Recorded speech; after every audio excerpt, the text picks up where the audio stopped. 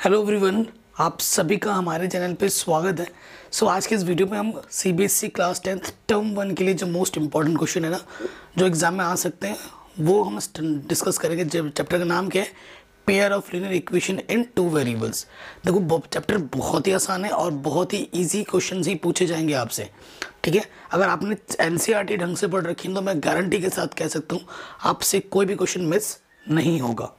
ठीक है, अब पहला क्वेश्चन आ जाते हैं, वेरी इंपॉर्टेंट है। कह रहे हैं the pair of equations y equal to 0 and y equal to -7 है, क्या होगा? सोल्यूशन के लिए आपसे क्वेश्चन पूछा और ये क्वेश्चन बहुत ही शानदार है।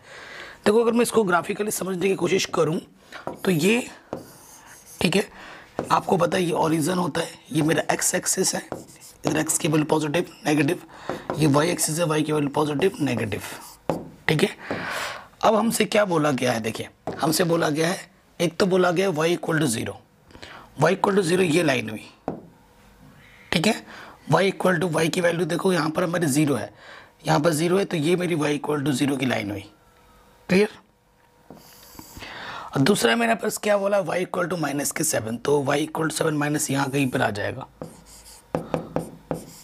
तो ये दोनों लाइनों ने कहीं पर आपस में कट किया? नहीं किया। कट जब नहीं किया तो कोई सोल्यूशन ही नहीं होगा, तो इसका आंसर क्या हो जाएगा? No solution. अगले क्वेश्चन में आ जाओ। ऐसे क्वेश्चन पूछे जाएंगे जब आपके वर्ड्स प्रॉब्लम दिए होंगे, आपको बनाना होगा उसका। ठीक है, सो क्वेश्चन आपसे क्या बोल रहे हैं? कैन द रोबिला went to a stationery stall and purchase two pencils and 3 erasers for ₹9। मान लेते हैं पेंसिल की कीमत x रुपीज़ है और इरेजर की कीमत y रुपीज़ है, एक की। ठीक है, सो यहाँ से जो बनेगी हमारे पास 2x plus 3y equals to 9 बनेगी। पहली इक्वेशन तो ये बन जाएगी फर्स्ट कंडीशन से। ठीक है, फिर Romila and she also bought 4 pencils and 6 erasers for 18। 4 pencils यानी कि 4x प्लस 6 इरेजर यानी कि 6y 18 रुपये में खरीदा, यानी कि 2 कॉमन है। देखो, 2 2 जा, 2 3 जा 18, 2 9 जा, तो सेम इक्वेशन आ गई 2x plus 3y equals to 9। ठीक है, the algebraic representation of this situation is, कह रहे हैं इस सिचुएशन को एल्जेब्रिकली किस तरीके से प्रेजेंट कर सकते हो? तो पहला वाला 2x plus 3y equals to 9 and दूसरा आया था 4x plus 6y equals to 18। ठीक है, इसको सिंप्लीफाई नहीं किया, यही ऑप्शन आ जाएगा, ऑप्शन नंबर आपका सी बिल्कुल सही हो जाएगा। बहुत ही ईजी क्वेश्चन है। ठीक है, आपसे मैं बार एक चीज़ बताता हूँ, जो आपके एनसीईआरटी में 3 टेबल है ना, रेशियो वाला, A1/A2 B1/B2 करके, उसमें से तो भैया 1 से 2 क्वेश्चन तो पक्का आएंगे ही आएंगे। और एनसीईआरटी के जो भी आपके 1 वर्ड्स प्रॉब्लम है, 2 वर्ड्स 3 वर्ड्स की जो प्रॉब्लम है, उस पर भी बनाकर आपके एमसीक्यू दिए जा सकते हैं, तो वो क्वेश्चन भी करना हमारे लिए उतना ही ज़्यादा ज़रूरी है। अगला क्वेश्चन बोल रहा है 3x, ये 2 हमें इक्वेशन दे रखा है, ये पहला इक्वेशन है, ये दूसरा इक्वेशन है, इनफाइनाइट सोल्यूशन है, ये हमसे बोल रहा है। क्या ये स्टेटमेंट ट्रू है या फॉल्स है, वो आपको बताना है। सो देखो, इनफाइनाइट सोल्यूशन तभी आ पाएगा जब वो क्या हो जाए, कोइंसिडेंट हो जाए। ठीक है ना, तो देखोगे यहाँ पर A1 कितना है बच्चा, A1/A2 अगर आप निकालोगे तो A1 कितना है बेटा 3, A2 कितना है 9, यानी कि ये आ जाएगा 1/3। B1/B2 निकालो, B1/B2, y का कोफिशिएंट -1 और y का कोफिशिएंट -3, तो ये भी आ गया 1/3। ठीक है, C1 क्या है बेटा, C1 निकालो, C1/C2, प्लस का 3 इधर आ गया माइनस का 3, और ये प्लस का रह इधर माइनस के 9, सो 1/3 आ जाएगा। ये भी तीनों इक्वल है। जब तीनों रेशियो इक्वल होते हैं, A1/A2 B1/B2 C1/C2, तीनों जब इक्वल होते हैं तो बेटा कैसी लाइन बनती है? कोइंसाइड लाइन बनती है। एक लाइन के ऊपर दूसरी लाइन जाती है, इनफाइनाइट पॉइंट पे टच करती है, और इसी वजह से इसके इनफाइनाइट सोल्यूशन होते हैं। तो ये स्टेटमेंट बिल्कुल सही है, ट्रू, इनफाइनाइट सोल्यूशन। अगले क्वेश्चन में आ जाते हैं। कह रहे हैं फ्रैक्शन भी, देखो ये एनसीईआरटी का प्रॉब्लम है, सीधा एनसीईआरटी का क्वेश्चन नहीं है। ठीक है, सो एनसीईआरटी पढ़ना बहुत ज़्यादा ज़रूरी है। अब क्वेश्चन क्या बोल रहा है हमसे? फ्रैक्शन बिकम्स, मान लेते हैं जो फ्रैक्शन है वो x/y है, लेट। ठीक है, फ्रैक्शन बिकम्स 4/5, फ्रैक्शन 4/5 बन जाता है अगर ठीक है, फ्रैक्शन में से if 2 is added to both numerator and denominator. अब तो 5x 5 दूनी 10, 4y 4 दूनी 8, तो 5x माइनस के 4y और यहाँ से आ जाएगा माइनस के 2। ये पहली इक्वेशन पहली कंडीशन से x और y की वैल्यू ही हमें निकालनी है, क्योंकि हमारा फ्रैक्शन तो x अपॉन y हमने लेट किया है। ठीक है, अगले if however 4 is subtracted from both numerator and denominator then the fraction becomes 1/2। Next question में क्या बोल रहा है, नेक्स्ट पार्ट में कह रहे हैं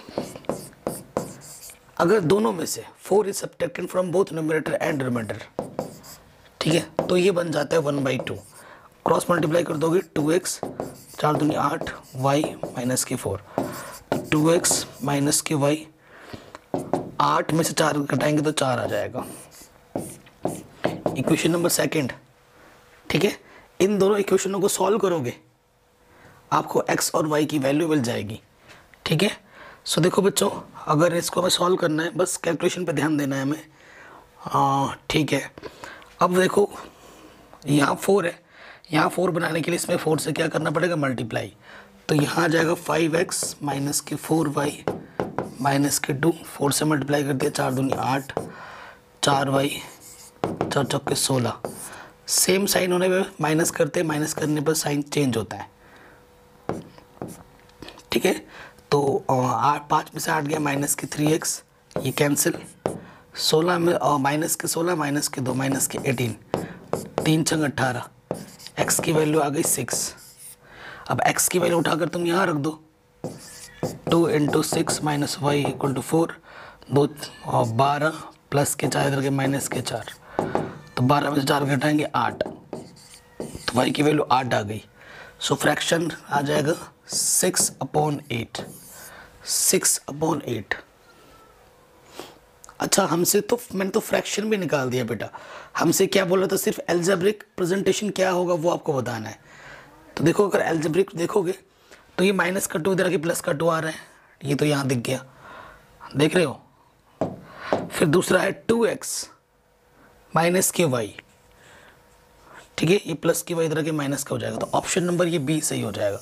सिर्फ हमसे क्या पूछा था, एल्जेब्रिक चीज़ें पूछी थी, हमने तो सॉल्यूशन करके आंसर भी निकाल दिया। आगे बढ़ते हैं नेक्स्ट, कह रहे the pair of equation x equal to a and y equal to b। देखो x इक्वल टू a ये x का होता है, ठीक है, और ये y का होता है, y एक्सिस है, ये मेरा ओरिजिन है। x equal to a, y axis के पैरेलल ग्राफ बनता है, ये x इक्वल टू a का ग्राफ है। फिर हमसे बोला y इक्वल टू b, कहीं पे भी ले सकते हो, ऊपर नीचे, ठीक है, यहाँ ले लिया, x एक्सिस के पैरेलल बनता है y इक्वल टू b का ग्राफ। तो इसने इस पॉइंट पे कट किया, तो ये वाला पॉइंट क्या होगा मेरा, x पे कितना गया a और y पे कितना गया b, तो a b पॉइंट पर कट करेगा, इंटरसेक्ट करेगा, इंटरसेक्टिंग एट ए बी, ये आपका आंसर आ जाएगा। ठीक है, ऐसे क्वेश्चन एग्जाम में पूछे जा सकते हैं। अगला क्वेश्चन आपसे बोल रहा है if pair of linear equation is given by this, ठीक है, मतलब इस कंडीशन में हमें, ये कंडीशन हमें दे रखी है, ठीक है। इन this case the pair of linear equation is consistent. Consistent होता है क्या भाई, ये किसकी कंडीशन है, ये चीज़ है बेटा पैरेलल की। पैरेलल में नो सॉल्यूशन होता है, और नो सॉल्यूशन में जब सॉल्यूशन ही नहीं है तो कंसिस्टेंट कहाँ आ जाएगा, कंसिस्टेंट तो होगा ही नहीं, तो ये स्टेटमेंट फॉल्स है। कंसिस्टेंट तब होता है जब हमें सॉल्यूशन मिलता है, सॉल्यूशन नहीं मिल रहा है तो कंसिस्टेंट ही नहीं होगा, ठीक है। So this is statement is false. आगे आ जाओ, कह रहे हैं the number of common solution for the system of linear equation, ठीक है, कॉमन सॉल्यूशन कितना होगा वो आपको बताना है, ठीक है भैया। ये यूनिक सॉल्यूशन तभी देगा, देखो नंबर ऑफ, ठीक है, मतलब सॉल्यूशन तो आपको x की और y की वैल्यू मिलेगी सिस्टम ऑफ लीनियर इक्वेशन, ठीक है, 0 मिलेगा, 1 मिलेगा, 2 मिलेगा, या फिर कोई नहीं मिलेगा। पहले देखो ये सॉल्वेबल है या नहीं। अगर a1/a2 is not equal to b1/b2 आ जाए तो यूनिक सॉल्यूशन होगा 5/10, और इधर देखो 4/8, देखो 5/10, 1/2 और 4/8 1/2। ये तो बेटा इक्वल आ गए, ठीक है। अगर यूनिक सोल्यूशन चाहिए होता, वन सोल्यूशन चाहिए होता, तो इस कंडीशन को होल्ड करना होता, तो ये ऑप्शन तो गट हो गया। उसके बाद देखो 6/12 आ गया, 6/12 यानी कि ये 1/2, ठीक है। तीनों जब तीनों रेशियो आपस में इक्वल आ जाए, A1/A2 B1/B2, ना थोड़ा सा ध्यान लगाओ, ये प्लस का 12 इधर आके क्या हो जाएगा, माइनस के 12, तो ये माइनस के 1/2 है। नजर हटी दुर्घटना घटी, ये कंडीशन आया है, ये कंडीशन आया है। यहाँ से थोड़ा सा ध्यान लगाना पड़ेगा। A1/A2 is equal to B1/B2 but not C1 equal C2। It means parallel line से दो, पैरेलल लाइन्स के तो कभी सोल्यूशन होते ही नहीं है, जीरो सोल्यूशन, ठीक है, नो सोल्यूशन। या तो इसका ऑप्शन जीरो होगा, कोई सोल्यूशन नहीं होगा इसका। कह रहे if the line intersect at a point then that point gives the unique solution of the two equations. In this case the pair of equation is consistent. जब भैया सोल्यूशन मिल जा रहा है हमें, तो वो बेटा क्या होगा, कंसिस्टेंट होगा। सोल्यूशन हमें नहीं मिलता तो वो कंसिस्टेंट नहीं होता, सीधी सी बात है। अगला क्वेश्चन क्या जाएगा, अखिला went to a fair in her village. She wanted to enjoy rides on the giant wheel and play hoopla. If each ride cost 3 rupees and game of hoopla cost 4 rupees, then she spent 20 rupees. The linear equation that represented this condition is what? ठीक है, क्या होगा। अखिला अपने गांव गई, उसने rides लिया, ठीक है, play hoopla. If each rides cost 3 rupees, ठीक है, end game of hoopla 4 rupees, ठीक है। एक बार करोगे तो इसका 3 रुपये और हुपला का 4 रुपये है, ठीक है। तो देखो अब तुम एक दुकान में गए, एक टॉफ़ी की कीमत 2 रुपये है और एक चॉकलेट की कीमत 3 रुपये है। तो तुम अगर 2 टॉफ़ी खरीदोगे तो तुम्हें कितना रुपये देना पड़ेगा, 2 दूनी 4 रुपये देना पड़ेगा। और तुम 4 चॉकलेट खरीदोगे तो 4 12 रुपये देना पड़ेगा, है ना। तो मान लिया कि जो राइड्स है वो एक्स राइड है, और कितने राइड ले रहे हैं वो तो पता नहीं है, एक्स राइड यानी कि ये हो जाएगा 3x, और कितना उपला खेला 4, मान लेते हैं वाई उपला खेला, तो ये 4y, 3x प्लस 4y का जो टोटल कॉस्ट हमारा हो रहा है वो 20 रुपये हो रहा है। तो ऑप्शन नंबर सी हमारा बिल्कुल सही हो जाएगा। अगले क्वेश्चन में आ जाओ। आपको पता करना है कि ये जो सिस्टम ऑफ इक्वेशन हमें दे रखा है, ये और ये किस चीज़ को प्रेजेंट कर रहा है। अगर आप देखें A1/A2 निकालो 3/7, B1/B2 निकालो -5/6। सो ये क्लियरली देखो, ये दोनों रेशियो आपस में इक्वल नहीं है। A1/A2 is not equal to B1/B2। और ये किस चीज़ का प्रेजेंट करता है बेटा, इंटरसेक्टिंग लाइन को प्रेजेंट करता है, और इंटरसेक्टिंग लाइन से तो यूनिक सोल्यूशन देगा, ठीक है। क्या देगा बेटा, यूनिक सोल्यूशन, एक ही पॉइंट पे कट कर रहा है। सो ये कैसा होगा, इंटरसेक्टिंग लाइन होगा। Which of the following pair of linear equation are inconsistent. Inconsistent का मतलब पैरेलल। आपको बस देखना है कि कौन सा कंडीशन इनकंसिस्टेंट बेटा यही देता है। A1/A2 इक्वल टू हो जाए B1/B2 is not equal to हो जाए C1/C2। जो इस कंडीशन को सेटिस्फाई करेगा वो आपका राइट आंसर होगा। और बच्चों मुझे आप कमेंट करके बताओ कि इन चारों इक्वेशन में कौन सा इक्वेशन इस कंडीशन को होल्ड कर रहा है। शुरू हो जाओ कमेंट करना और मुझे अपना राइट आंसर बताओ कि 4 इक्वेशन में से कौन सी कंडीशन, कौन सा पार्ट इस कंडीशन को होल्ड कर रहा है।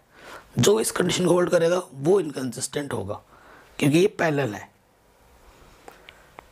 कह रहे if the lines given has unique solution. Unique solution के लिए कब होता है, यूनिक सोल्यूशन कब होता है, A1/A2 is not equal to B1/B2। Question बोला मेरे को, मैंने फटाक से ये लगा दिया, ठीक है। सो देखो यूनिक सोल्यूशन के लिए बोला है, तो A1 कितना है मेरे पास 2 दे रखा है, और A2 कितना है मेरे पास 3, B1 मेरे पास दे रखा है K, और B2 मेरे पास दे रखा है -K5। क्रॉस मल्टीप्लाई कर दोगे तो ये यहाँ आ जाएगा। देखो तो K की वैल्यू क्या नहीं होगी, -K 10/3 नहीं होगी। माइनस के 10/3 for all real values accept minus के 10/3 एक्सेप्ट, क्योंकि यहाँ क्रॉस लगा है, जानबूझ के इसने ये भी रखा है। बच्चे सोचेंगे 10/3 ये टिक कर देता हूँ, गलत हो जाएगा। ये हर एक चीज़ को देखो, एक्सेप्ट 10/3 नहीं ले सकते आप, उसे छोड़कर आप कुछ भी ले सकते हो के की जगह पर। तो आंसर क्या आएगा? For all real values accept minus के 10/3। ओके बच्चों, सो ऑप्शंस पे ध्यान देना है हमें अच्छे से। अगला क्वेश्चन है द वैल्यू ऑफ के for which the system of linear equation x + 2y = 3 is inconsistent. Is inconsistent कब होता है? पैरेलल की कंडीशन में होता है। a1/a2 is equal to b1/b2 is not equal to c1/c2। इस कंडीशन में इनकंसिस्टेंट होता है। सो हमें हमसे क्या पूछ रहे हैं? k की वैल्यू। x a1 क्या हो जाएगा? x का कोफिशिएंट 1 और यहाँ से a2 हो जाएगा 5। ठीक है, b1 कितना है बेटा? 2 और b2 कितना है मेरे पास? k। c1 कितना है फिर? प्लस का 3 इधर क्या? माइनस का 3 और ये ऑलरेडी 7। ठीक है, सो इन दोनों को ले लेंगे। k 1 जा k, 5 2 जा 10, तो k की वैल्यू क्या आ जाएगी? 10 आ जाएगी। ऑप्शन नंबर डी हमारा बिल्कुल सही हो जाएगा। बहुत आसान चैप्टर है, बहुत इजी चैप्टर है। Can for what value of k will the following pair of linear equation have infinitely many solution. Infinitely many solution किससे हमसे पूछ रहा है? ये पहली इक्वेशन है, ये दूसरी इक्वेशन है। इनफाइनाइटली मैनी सॉल्यूशन के लिए केस में क्या होता है? उसके लिए होता है a1/a2 is equal to b1/b2 is equal to c1/c2। जब तीनों रेशियो आपस में इक्वल होते हैं तभी इनफाइनाइटली मैनी सॉल्यूशन होते हैं। ओके बच्चों, देखिए, सो यहाँ पर a1 कितना है बेटा? 2, a2 है k + 2, b1 है 3, b2 है 6, प्लस के 4 इधर के माइनस के 4 और यह आ जाएगा 3k + 2 प्लस का इधर कर माइनस का। ठीक है, मान रख दिया। हमें k की वैल्यू चाहिए। पहले दो रेशियो को इक्वल ले लो। k + 2, 1 जा k + 2, 2 2 जा 4, तो प्लस का 2 इधर आके माइनस का 2 हो जाएगा। k की वैल्यू कितनी आ जाएगी बच्चों? 2 आ जाएगी। ऑप्शन नंबर बी बिल्कुल सही हो जाएगा। नो झंझट, नो दिक्कत, आराम से हो जा रहा है। अगले क्वेश्चन में आ जाते हैं। कह रहा है pair of linear equation which has unique solution x = 2 and y = -3 is what. मतलब दो तरीके हैं, मतलब जो इनको सेटिस्फाइड कर दे, ठीक है, वो आपका सोल्यूशन हो जाएगा। देखो, x के जगह पर 2 रखो और y की जगह पर -3 रखो, तो 2 और -3 को जोड़ेंगे तो 1 आएगा नहीं, तो ये वाला ऑप्शन गलत हो गया। ठीक है, फिर x के जगह पे 2 रखो, यहाँ पे देखो 4 और y की जगह पे 3, 5 3 15, तो घटाने पे 11 आएगा, -11। बिल्कुल सेटिस्फाई कर रहा है, ये वाला तो सेटिस्फाई कर दिया। अब इसमें भी देखो सेटिस्फाई कर रहा है। 4 दूनी 8 और प्लस 10, y की वैल्यू कितनी है? -3, तो 8 - 30, 30 में से 8 गया -22। हाँ, इन्होंने इस इक्वेशंस को सेटिस्फाई कर दिया, तो ये आपका सही आंसर हो जाएगा। सेटिस्फाई कर रहा है, सही आंसर। ठीक है, तो सेटिस्फाई नहीं करेगा वो आंसर नहीं है। अगले क्वेश्चन में आ जाओ। करें if the lines are parallel then the pair of equations has no solution. In this case the pair of equation is. देखो, पैरेलल जब बोला है, लाइन जब पैरेलल है, सॉल्यूशन ही नहीं है, यानी कि इनकंसिस्टेंट है। पैरेलल बोले तो इनकंसिस्टेंट।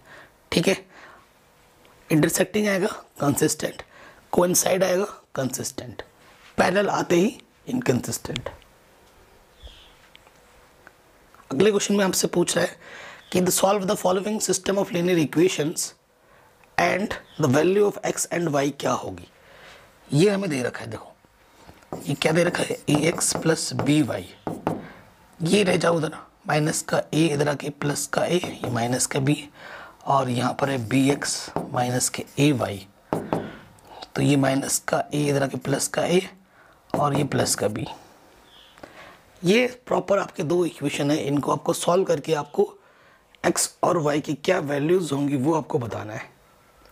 सो देखो दो तरीके हैं, या तो इसको सॉल्व करो या फिर इनकी मदद से सॉल्व करो।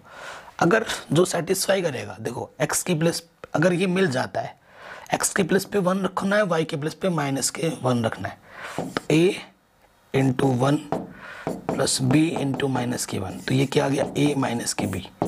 सेटिस्फाई कर दिया इसको, सेटिस्फाई कर दिया इसको पहले वाले कंडीशन ने, ठीक है। सो ये आपका पहला वाला ही ऑप्शन सही हो गया। कभी कभी इसका इस्तेमाल भी करना ज़रूरी है, आप सॉल्व करोगे टाइम वेस्ट होगा, आप ऑप्शन की मदद से भी आप आंसर निकाल सकते हो, ठीक है। अब बाकी तीनों रख के देखोगे सेटिस्फाई नहीं कर रहा होगा, लेफ्ट हैंड को सॉल्व करने पे आपको राइट हैंड साइड नहीं मिल रहा है, ठीक है। तो ये आपका आंसर आ गया। आगे आते हैं, if a pair of linear equation is consistent then the lines will be, intersecting भी हो सकता है, कोइंसाइड भी हो सकता है, इंटरसेक्टिंग या फिर कोइंसाइड। ऑप्शन नंबर सी सही हो जाएगा। और ये क्वेश्चन 2020 में पूछा गया था एमसीक्यूज में, ठीक है, मुझे आज भी याद है। कह रहे two numbers are in the ratio 5:6, if 8 is subtract from each of the numbers then the ratio becomes 4/5, the numbers are what, आपको बताना है। देखो जब भी रेशियो वाले प्रॉब्लम आएंगे बच्चों, तो उसको हमें कैसे डील करना है। तो मान लेते हैं कि जो पहला नंबर है वो 5x है और जो दूसरा नंबर है वो कितना है बेटा 6x है, ठीक है।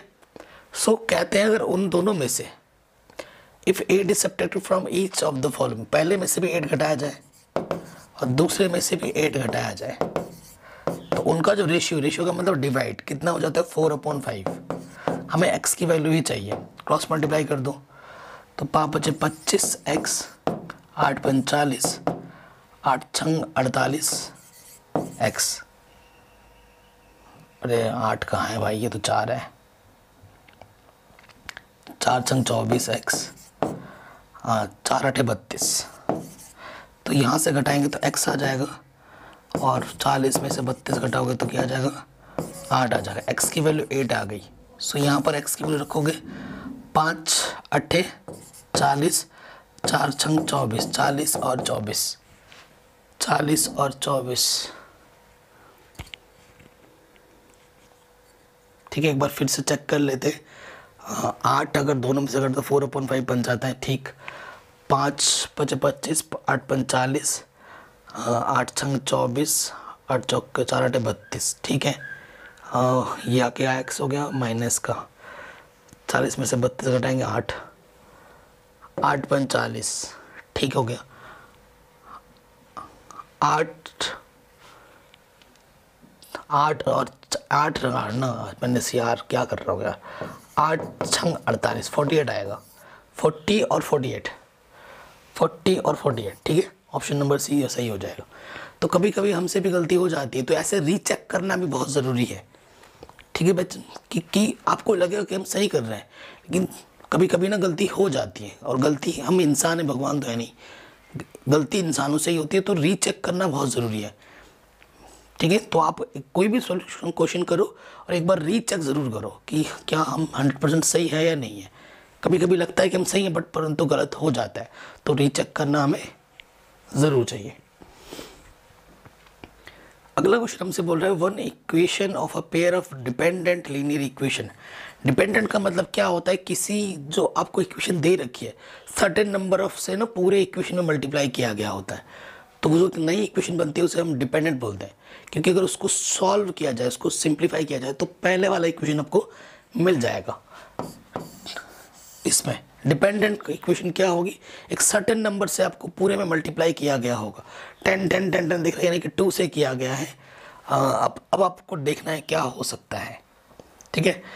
सो देखिए 2 से अगर मल्टीप्लाई करेंगे तो माइनस के 10x, 7 दूनी 14, और माइनस अगर 2 से करेंगे तो है ना, तो ये तो नहीं होगा। अगर 2 से करेंगे तो 10x,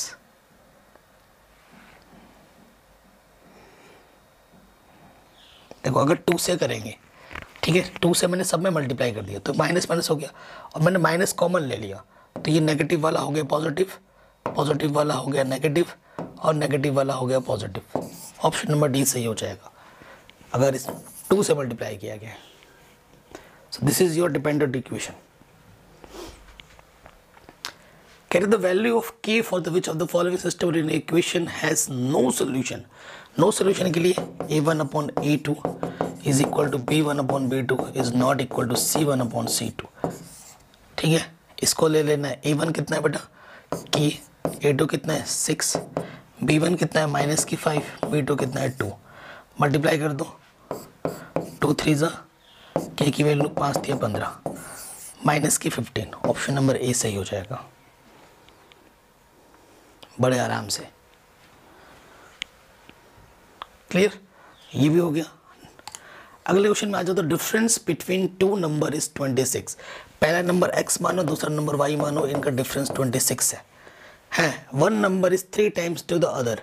जो पहला नंबर है वो दूसरे नंबर के 3 टाइम्स है। ये वैल्यू यहाँ रखो, 3y माइनस वाई 26, 2y 26 13। तो सेकंड नंबर आ गया 13 की वैल्यू यहाँ रखोगे, 13 39 आ जाएगा। तो पहला नंबर 39 होगा और दूसरा नंबर 13 होगा, 39 एंड 13। ऑप्शन नंबर सी सही हो जाएगा और ये एनसीईआरटी का प्रॉब्लम था। ठीक है, आराम से हो गया। अगले क्वेश्चन में आ जाओ। क्या द पेयर ऑफ इक्वेशंस कैसा होगा, इसका नेचर आपको बताना है। सो देखो, नेचर बताने के लिए रेशियो पर देख लेंगे a1 अपॉन a2, यानी कि 1 और -3, 1 अपॉन -3। b1 अपॉन b2 निकालो, b1 2, b2 माइनस के 6, तो ये भी आ गया माइनस के 1/3। c1 अपॉन c2 5 और ये है बेटा 10 होगा, ये 0 था। ठीक है, 5 अपॉन 10 ये आ गया 1/2।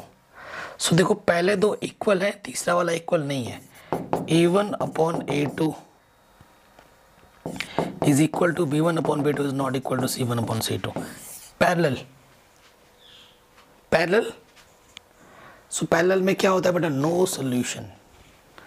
ऑप्शन नंबर डी आपका सही हो जाएगा। क्लियर, आगे बढ़ते हैं। The value of a for which the lines are concurrent.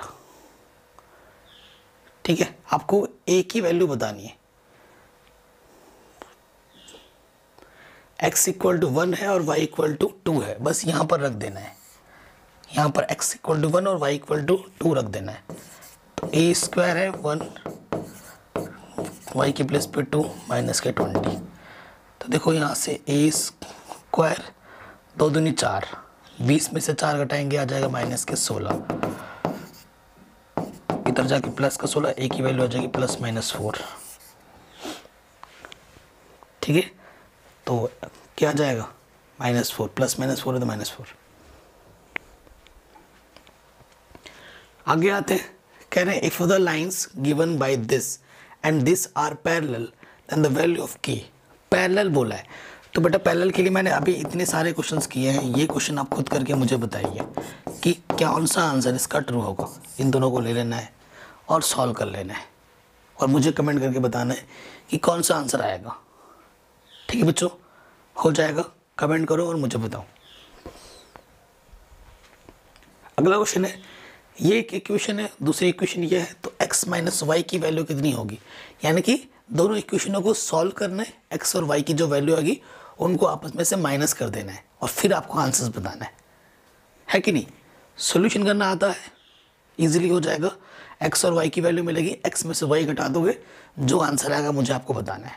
ये क्वेश्चन है कि नहीं, बस इन दोनों इक्वेशनों को सॉल्व करना। x की वैल्यू कुछ आएगी, y की वैल्यू कुछ आएगी, x में से y को घटा देना और मुझे कमेंट करके आंसर बताना कि इनमें से कौन सा आंसर है। हो जाएगा। आगे बताइए, आगे आते कह रहे हैं if the angle of a triangle are x y and 40 degree and the difference between two angles x and y is 30 degree then the value of x and y is 85 and 55 degree respectively. Statement true है false है आपको बताना है। सो देखो triangle है, ठीक है बच्चों, ट्राइंगल है, तो ट्राइंगल में दो एंगल दे रखे, एक एक्स है एक वाई है, और एक एंगल का मान हमें 40 दे रखा है। आपको पता है x plus y plus 40 degree, तीनों एंगल को अगर मैं ऐड करूं तो 180 आएगा, यानी कि एक्स प्लस वाई 40 प्लस का उधर के माइनस आएगा तो 140 आएगा, है कि नहीं। पहला इक्वेशन तो ये मिलेगा। और हमें क्या दे रखा है, कह रहे the difference between the two angles x and y, x में से अगर वाई हम घटाएंगे तो मुझे 30 दे रखा है। ये सेकंड इक्वेशन है, सॉल्व करो। देखो ऐड करेंगे तो वाई से वाई हट जाएगा, 2x इक्वल टू आ जाएगा 170। एक्स की वैल्यू क्या आ गई, 2 अट्ठे 16, 2 पंजे 10, एक्स की वैल्यू 85 डिग्री आ गई। क्या 85 डिग्री ऑप्शन में है, बिल्कुल है। तो यहीं से आइडिया लग गया कि ये स्टेटमेंट बिल्कुल ट्रू है। ठीक है, एक बार y की वैल्यू भी चेक कर लो, लगे हाथ। x की वैल्यू यहाँ रखो 85, और ये 30 इधर आ जाएगा, तो ये आ जाएगा 55, तो y की वैल्यू 55 डिग्री आएगी। सही स्टेटमेंट है, द स्टेटमेंट इज ट्रू। ठीक है, स्टेटमेंट इज ट्रू। ऐसे क्वेश्चन भी आपको एग्जाम में दे सकता है, ट्रू फॉल्स के टाइप में बनाकर। अगले क्वेश्चन में आ जाओ कि the sum of 2 digit number and the number from by the interchanging, NCERT का क्वेश्चन है। एनसीईआरटी एक्सरसाइज में एक्सरसाइज भी बता दे रहा हूँ, 3.6 और सॉरी 3.3 का क्वेश्चन नंबर, थर्ड का आई थिंक थर्ड पार्ट होगा या फिर सेकंड पार्ट से। इतने सालों से पढ़ा रहा हूँ, क्वेश्चन नंबर तक याद हो जाते हैं। सो मैं जानबूझकर ये क्वेश्चन नहीं करा रहा हूँ क्योंकि ये बढ़ा जाएगा। और मैंने बोला क्या अभी कि सारे क्वेश्चंस आपके एमसीक्यू फॉर्म में भी बना के दे सकते हैं। सो प्रिपेयर करके जाना। मैं हमेशा बोलता हूँ हर वीडियो में, एटलीस्ट आपने जो भी चैप्टर की एमसीक्यू उसकी प्रिपरेशन कर रहे हो उसका पूरा एनसीईआरटी पढ़ रखा हो, ये तो ज़रूरी है। ठीक है, ये बहुत ज़रूरी है। अगर नहीं कर रहे हो तो बहुत बड़ी गलती कर रहे हो। सबसे पहले एनसीईआरटी पढ़ो पूरा पूरा, छोटे बड़े सारे क्वेश्चंस, उसके बाद एमसीक्यूज लगाओ। तो इस क्वेश्चन का अगर आंसर आपको पता है तो मुझे कमेंट करो, नहीं पता है तो आप ऐसे सर्च कर लेना क्लास 10th एक्सरसाइज 3.3 देखिए, और उसमें मैंने सारे क्वेश्चंस करा रखे हैं। ठीक है, आपको मिल जाएगा। आपको डिजिटल बोर्ड वाले वीडियो देखने, आप डिजिटल बोर्ड वाले देख सकते हैं। पेन से लिखने वाले वीडियो देखने तो मैंने वो भी बना रखे हैं, जो आपको अच्छे लगे वो देख सकते हैं। अगला क्वेश्चन आपसे क्या बोल रहा है, for what value of p the following system of linear equation represent parallel lines. Parallel lines के लिए आपको बताना है, पैरेलल लाइंस के लिए क्या होता है, a1 upon a2 b1 upon b2 not equal to c1 upon c2। So देखो बेटा a1 क्या है यहाँ पर -1, a2 कितना है यहाँ पर p, b1 कितना है p, और b2 कितना है -1। ठीक है, क्रॉस मल्टीप्लाई कर दोगे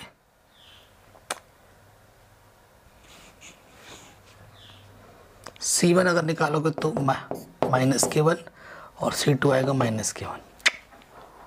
ठीक है, सो दोनों रेशियो तो इक्वल आ जा रहे हैं, इन दोनों को लेंगे p into P, P square की वैल्यू +k1 तो p की वैल्यू हो जाएगी +-1, तो +-1 +k1 आ जाएगा।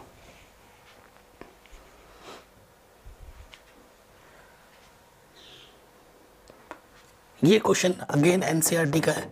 इस क्वेश्चन को मैं करने जाऊंगा तो ये क्वेश्चन 6 मार्क्स में आता था पहले, तो इतना बड़ा क्वेश्चन एमसीक्यूज में तो आएगा नहीं।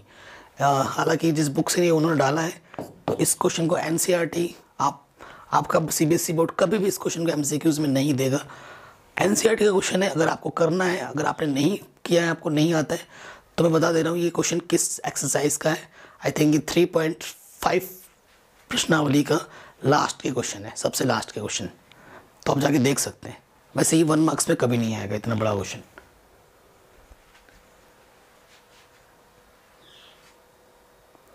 अगला क्वेश्चन है 6 years hence a man's age will be 3 times the age of his son, and 3 years ago he was 9 times as old as his son. The present age of the man is what? ठीक है, बहुत ही शानदार question है। ऐसे question भी exam में जरूर पूछे जाते हैं। ठीक है, एज से रिलेटेड क्वेश्चन हो गए, फ्रैक्शन हो गए, हर टाइप्स के क्वेश्चन को प्रिपेयर करके जाओ, एग्जाम में आ सकते हैं। अब क्या बोल रहे हैं, देखो एक मैन है, ठीक है, और उसका फिर सन है, तो मैंने मैन की एज को x माना और उसके सन मैन और उसके सन की एज को मैंने y माना। ठीक है, सो क्वेश्चन में क्या बोला, 6 years hence a man age will be 3 times the age of his son and 3 years ago, hence का मतलब अब से 3 साल बाद, 3 साल बाद x, इसकी x प्लस 3 होगी, इसकी y प्लस 3 होगी। फर्स्ट कंडीशन में क्या बोल रहा है कि जो उसका बाप है, ठीक है, उसके बेटे से 3 टाइम्स ज़्यादा होगा, यानी कि अगर इक्वलिटी का करना होता है तो छोटे वाले में मल्टीप्लाई करते हैं, बेटा छोटा है तो x plus 3y 9, x minus 3y घटाओगे तो ये आ जाएगा 6। ये पहली इक्वेशन बन गई। अब सेकंड, 3 years अगो, 3 साल पहले, x माइनस 3 ये बाप ये बेटा, was 9 time age old age his son, 9 times, तो अब की बार छोटे वाले में 9 टाइम से मल्टीप्लाई करना है, ठीक है, इक्वलिटी करने के लिए 9y 9 × 27,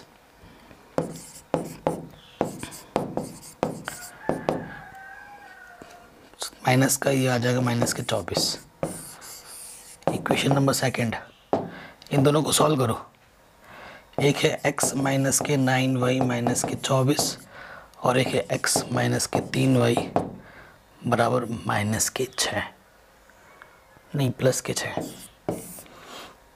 माइनस करने पर साइन चेंज होता है, और 9 में से 3 घटाएंगे तो माइनस के 6y और ये माइनस के 30, 6 पंजे 30, तो y की वैल्यू तो 5 आ गई।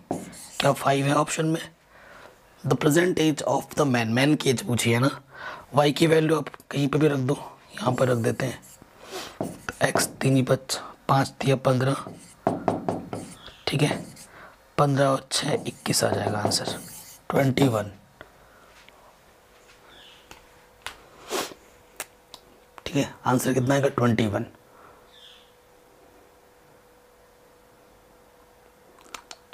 सही क्या है?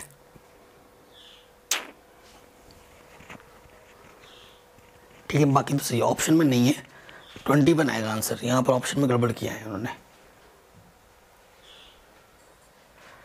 अगला क्वेश्चन देखिए, ठीक है, और इससे पहले भी मैंने इस चैप्टर की बहुत सारे एमसीक्यूज ऑलरेडी करा रखे हैं, अगर आपने नहीं देखे तो डिस्क्रिप्शन में लिंक डाल दूंगा, बाकी सभी चैप्टर के भी लिंक डाल दूंगा, आप उनको ज़रूर देखें, ठीक है। इस क्वेश्चन में क्या बोला था, पेयर ऑफ इक्वेशंस, अगर देखो ये 3 की पावर में है x प्लस वाई, तो 3 को हम कितनी बार मल्टीप्लाई करें कि 81 आ जाए, 3 3 9 9 9 81, यानी कि 3 की पावर 4, कंपैरिजन करोगे x plus y equal to 4 आ जाएगा, ठीक है। आपसे सॉल्यूशन के बारे में ही पूछा है, और इधर क्या लिखा हुआ है देखो 81, ठीक है, 81 को मैं लिख सकता हूँ 3 की पावर 4 और उसकी पावर में है x माइनस के y, और ये 3 की पावर कुछ नहीं तो मैं 1 लिख सकता हूँ, तो ये हो जाएगा 4x माइनस के 4y, ठीक है, क्योंकि कंपैरिजन करोगे ये भी 3 है ये भी 3, इधर से 1 आ जाएगा, 4x minus 4y equals to 1। सो ये कैसा सोल्यूशन होगा, ठीक है, वो आपको बताना है। सॉल्व करेंगे, इसमें मुझे 4 से मल्टीप्लाई करना पड़ेगा, है ना, अगर इनको सॉल्व करना है तो 4 से मल्टीप्लाई करेंगे तो 4x 4y 4 को 16, 4x ऐड करेंगे cancel 8x equals to 17, x की वैल्यू 17/8, यूनिक सोल्यूशन तो देगा, ठीक है। x की वैल्यू क्या आ गई 8 दूनी 16, 1 बचा, तो x की वैल्यू तो ये आ गई, ठीक है। तो वो x की वैल्यू उठाकर अब यहाँ पर रख दो, कितना है, 17/8 प्लस y 4, 4 × 32 माइनस 17, 12 में से 7 के यहाँ 5, 2 में से 1 के 15/8, 8 × 8 कितना बचा 7/8, ठीक है। तो ऑप्शन नंबर डी सही हो जाएगा, x की वैल्यू इतनी y की वैल्यू इतनी आएगी। वैसे इसके 2 आंसर सही हैं, पता है, ये यूनिक सोल्यूशन भी है, ये ऑप्शन बी भी सही है इसका, ठीक है। एग्जैक्टली आंसर तो ये है, क्योंकि एक्स और वाई सिस्टम ऑफ दो लीनियर इक्वेशन है, तो ये यूनिक सोल्यूशन भी तो दे रहा है, और यूनिक सोल्यूशन दे रहा है तभी, क्योंकि ये यूनिक सोल्यूशन है तो बी भी सही है और डी भी सही है। लेकिन अगर नंबर्स में दिया हुआ है तो इसी को ज़्यादा इंपॉर्टेंस देनी है मुझे, इसको नहीं। ठीक है, अगर सिर्फ वर्ड्स में होता है तो मैं आंसर बी पर टिक करता, लेकिन इसने मुझे एग्जैक्टली जो आंसर आ रहा है मुझे दे रखा है आंखों के सामने, तो मैं उस पर ही टिक करूँगा। अगर ऐसा लिखा होता है कि यूनिक भी है और ये भी है तो बी एंड डी बोथ लिखते हैं। ठीक है, तो इस चीज़ को भी हमें ध्यान रखना है, कब कहाँ पर किस चीज़ का उपयोग करना है ये भी हमें आना चाहिए। तो आगे जो जितने भी क्वेश्चन है बेटा वो सेम टाइप के क्वेश्चन है, तो उसकी मैं PDF के लिंक्स में डाल दूंगा डिस्क्रिप्शन में, आप डाउनलोड कर लेना, बाकी खुद से प्रैक्टिस कर सकते हो। तो इस तरह के क्वेश्चन ही एग्जाम में बार बार आएंगे, अच्छे से प्रिपरेशन करो। मेन चीज़ है पूरी NCERT आप ढंग से पढ़ो। ठीक है, NCERT बहुत ज़रूरी है। NCERT पढ़ने के बाद आप मेरी वीडियोस देखो, प्रैक्टिस करो। ठीक है, मैंने बहुत सारे MCQs करा रखे हैं, लिंक पर डाल दूंगा डिस्क्रिप्शन पे। ठीक है, बी कॉन्फिडेंट, एग्ज़ाम में फोड़ोगे आप। ठीक है, इस वीडियो को हर जगह शेयर कर देना। वीडियो अच्छी लगी है तो लाइक, बुरी लगी है तो डिसलाइक, कोई दिक्कत नहीं है। कमेंट करके ज़रूर बताना आपको नेक्स्ट वीडियो किस टॉपिक पे चाहिए। ठीक है, और चैनल पर नए हो तो इसे सब्सक्राइब करके अपना प्यार और सपोर्ट ज़रूर दें, नोटिफिकेशन को प्रेस ज़रूर कर लें। जय हिंद, अपना ख्याल रखें।